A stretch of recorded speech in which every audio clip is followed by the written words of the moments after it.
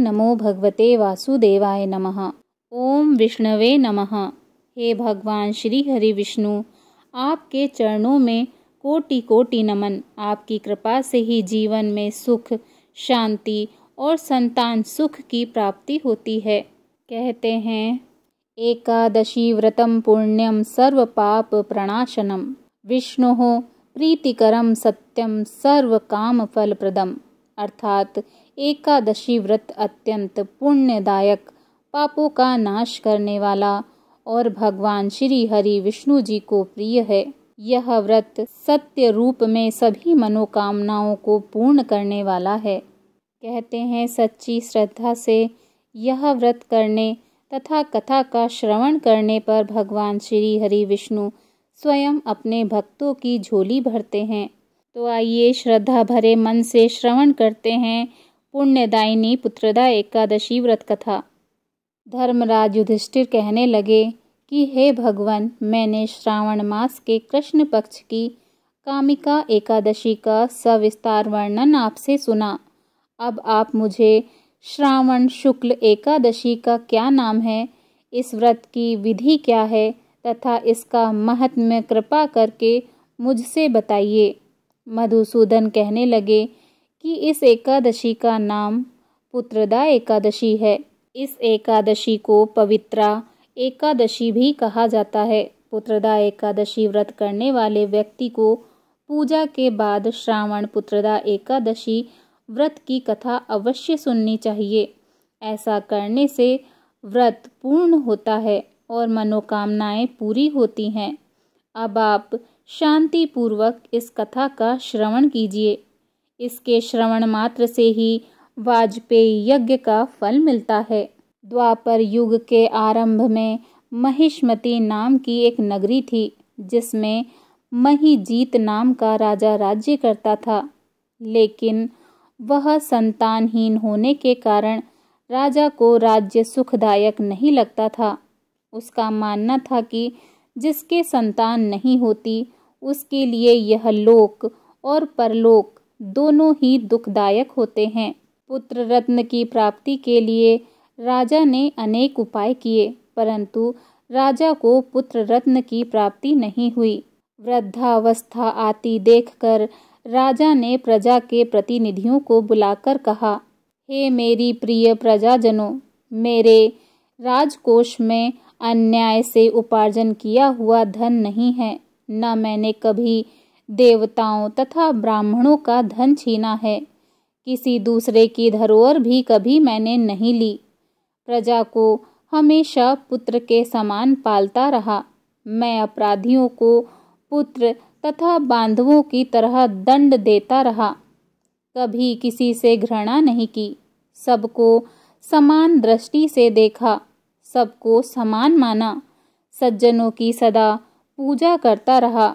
इस प्रकार धर्मयुक्त राज्य करते हुए भी मुझे पुत्र रत्न की प्राप्ति नहीं हुई, सो मैं अत्यंत दुख पा रहा हूँ। इसका क्या कारण है? राजा महिजीत की इस बात को विचारने के लिए मंत्री तथा प्रजा के प्रतिनिधि वन को गए। वहाँ बड़े बड़े ऋषि मुनियों के दर्शन किए। राजा की उत्तम कामना की पूर्ति के लिए किसी श्रेष्ठ तपस्वी मुनि को देखते फिरते रहे। एक आश्रम में उन्होंने एक अत्यंत वयोवृद्ध धर्म के ज्ञाता बड़े तपस्वी, परमात्मा में मन लगाए हुए निराहार, जितेंद्रिय, जितात्मा, जित क्रोध, सनातन धर्म के गुण तत्वों को जानने वाले समस्त शास्त्रों के ज्ञाता महात्मा लोमश ऋषि को देखा, जिनका कल्प के व्यतीत होने पर एक रोम गिरता था। सबने जाकर ऋषि को प्रणाम किया। उन सभी लोगों को देखकर लोमश ऋषि ने पूछा कि आप लोग किस कारण से यहाँ आए हैं? निसंदेह मैं आप लोगों का हित करूँगा। मेरा जन्म केवल दूसरों के उपकार के लिए हुआ है। आप इसमें संदेह मत करो। लोमश ऋषि के ऐसे वचन सुनकर सब लोगों ने कहा, हे महर्षि, आप हमारी बात जानने में ब्रह्मा से भी अधिक समर्थ हैं। अतः आप हमारे इस संदेह को दूर कीजिए। महिष्मती राज्य के धर्मात्मा राजा महीजीत प्रजा का पुत्र के समान पालन पोषण करते हैं, फिर भी वह पुत्र रत्न के न होने के कारण अत्यंत दुखी हैं। उन लोगों ने आगे कहा कि हम लोग उनकी प्रजा हैं, अतः उनके दुख में हम सभी दुखी हैं। आपके दर्शन पाकर हमें पूर्ण विश्वास हो गया है कि हमारा यह संकट अवश्य दूर हो जाएगा, क्योंकि महान पुरुषों के दर्शन मात्र से अनेक कष्ट दूर हो जाते हैं। अब आप कृपा करके राजा के पुत्र होने का उपाय बतलाइए। यह वार्ता सुनकर लोमश ऋषि ने थोड़ी देर के लिए नेत्र बंद किए और राजा के पूर्व जन्म का वृत्तांत जानकर कहने लगे कि यह राजा पूर्व जन्म में एक निर्धन वैश्य था। निर्धन होने के कारण इसने कई बुरे कर्म किए। यह एक गांव से दूसरे गांव व्यापार करने के लिए जाया करता था। एक समय ज्येष्ठ मास के शुक्ल पक्ष की द्वादशी के दिन मध्याह्न के समय वह 2 दिन से भूखा प्यासा था, एक जलाशय पर जल पीने के लिए गया। उसी स्थान पर एक तत्काल ब्याई हुई प्यासी गाय जल पी रही थी। राजा ने उस प्यासी गाय को जल पीते हुए हटा दिया और स्वयं जल पीने लगा। इसीलिए राजा को यह दुख सहना पड़ रहा है। एकादशी के दिन भूखे रहने के कारण वह राजा हुआ और प्यासी गाय को जल पीते हुए हटाने के कारण पुत्र वियोग का दुख सहना पड़ रहा है। ऐसा सुनकर सब लोग कहने लगे कि हे ऋषि, शास्त्रों में पापों का प्रायश्चित भी लिखा है, अतः जिस प्रकार राजा का यह पाप नष्ट हो जाए ऐसा कोई उपाय बताइए।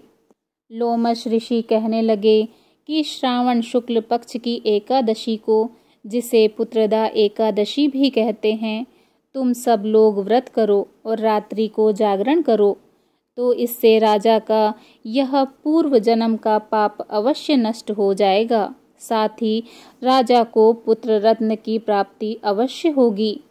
लोमश ऋषि के ऐसे वचन सुनकर मंत्रियों सहित सारी प्रजा नगर को वापस लौट आई और जब श्रावण शुक्ल एकादशी आई तो ऋषि की आज्ञा अनुसार सबने पुत्रदा एकादशी का व्रत किया और रात्रि में जागरण किया।